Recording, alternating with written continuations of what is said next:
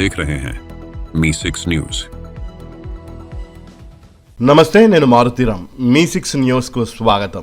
యాసంగి సాగు వరి పంట రైతులను అష్ట కష్టాల్లోకి నెట్టేస్తోంది.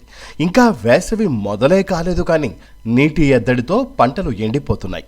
సిద్దిపేట జిల్లాలోని కొన్ని ప్రాంతాల్లో రైతులు నీటిని కొనుగోలు చేసి మరీ తమ పంటలను తడుపుకుంటున్న పరిస్థితులు కనిపిస్తున్నాయి.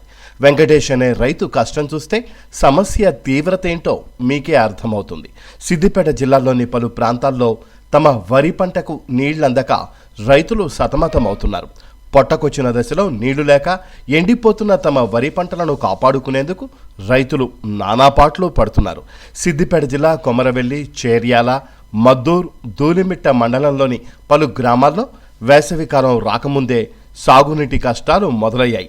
కొమరవెల్లి మండలం గురువన్నపేట గ్రామానికి చెందిన యువ రైతు వెంకటేష్ వరి పంటకు నీళ్లు లేకపోవడంతో వరి రంగుమారి ఎండిన దశకు చేరుకుంది.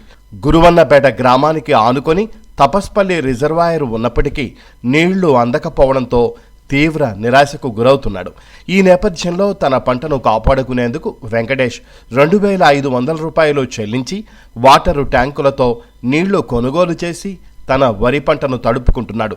బీఆర్ఎస్ ప్రభుత్వం ఉన్న గత 10 ఏళ్లలో ఇలాంటి పరిస్థితి ఎప్పుడూ రాలేదని రైతు వెంకటేష్ ఆవేదన వ్యక్తం చేస్తుండడం గమనార్హం.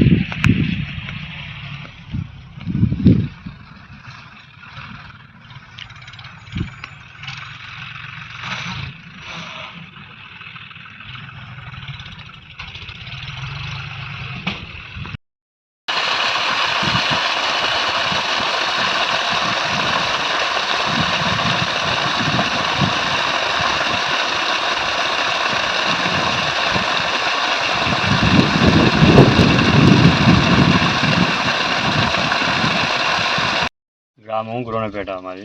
నా పేరు జిల్లా రాయేశము. ఇక అప్పులు తెచ్చి పొలం వేసుకున్నాం. బోర్లు నీళ్ళు వస్తలేవు, రాక ట్యాంకర్ వేసుకొని 2,000-3,000 పెట్టి ట్యాంకర్ వేసుకొని పొలం పారిస్తున్నాం. ఇప్పుడు రోజుకు 5 ట్యాంకర్లు వస్తు అవుతుంది.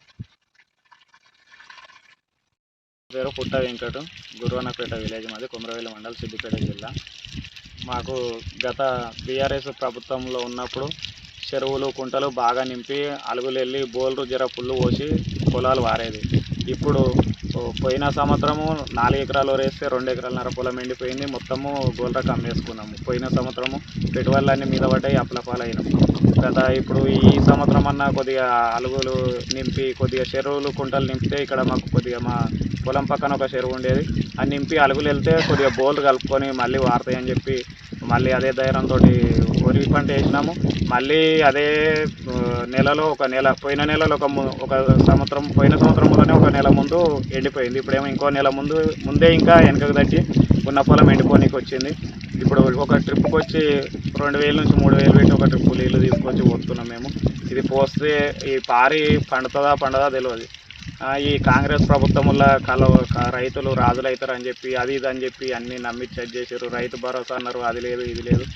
కేసీఆర్ ప్రభుత్వంలోనైతే కొద్దిగా వాటర్ అనేది ఉండే, ఇంత ఇబ్బందులు అయితే మేము ఏనాడు వాళ్ళలేదు. ఇప్పుడైతే చాలా ఇబ్బంది పడుతున్నాం.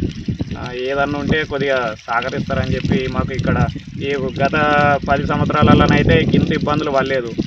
పక్కన కుంటలకి వెళ్ళి ఆ మోటార్లు ఈ మోటార్లు వేసి పారించుకున్నాం. ఇప్పుడైతే అవి లేవు ఇవి లేవు, మొత్తం చెరువులు ఎండిపోయినాయి.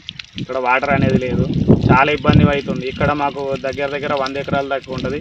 ఇటు సైడ్ ఒక చెరువు కుంట లేదు, ఒక కాలువ లేదు. అప్పుడు ఉన్న చెరువులను నింపితే అందులోకి పైపులు నీళ్ళు వేసుకునేది. ఇప్పుడైతే అవి లేవు ఇవి లేవు, చాలా ఇబ్బంది పడుతున్నాం. ఇది పరిస్థితి మాది.